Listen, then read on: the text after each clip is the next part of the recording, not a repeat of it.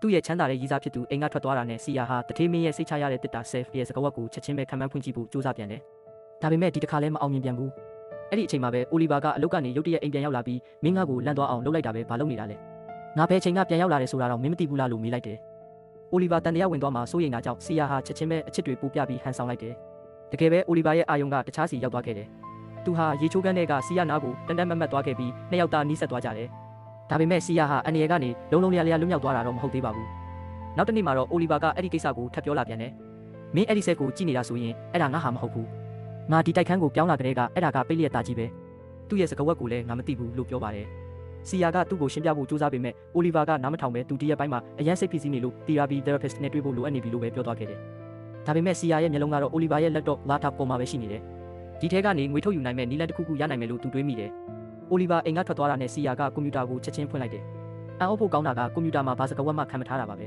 ။သူမဟာအီးမေးလ်ကိုတန်းဖွင့်လိုက်ပြီး Zurich ကတီးတန့်မှန်တစ်ခုရဲ့စည်ရင်းမှတ်တမ်းကိုရှာတွေ့သွားတယ်။ link ကိုဖွင့်လိုက်တဲ့အခါမှာတော့စကားဝတ်တောင်းနေပြန်တဲ့စီယာဟာအရင်ကတည်ထားမှုတဲ့သူရေးစားရဲ့စကားဝတ်ဟောင်းတွေကိုတစ်ခုပြီးတစ်ခုစမ်းရိုက်ကြည့်တယ်။ပထမတစ်ခုကမှားနေပေမဲ့ဖုန်းဖွင့်တဲ့ကုန်းနံပါတ်ကိုရိုက်ထည့်လိုက်တဲ့အခါမှာတော့အန်အော့စရာကောင်းလောက်အောင်ပွင့်သွားခဲ့တယ်။ဒါပေမဲ့အကောင့်ထဲဝင်ဖို့ email ကနေအတည်ပြုကုတ် verification code ထပ်တောင်းနေသေးတာကြောင့်ကုတ်ပို့ဖို့ခလုတ်ကိုနှိပ်လိုက်တယ်။နောက်တစ်စက္ကန့်မှာပဲမြင်လိုက်ရတဲ့မြင်ကွင်းကြောင့်သူမမျက်လုံးတွေပြူးသွားရတယ်။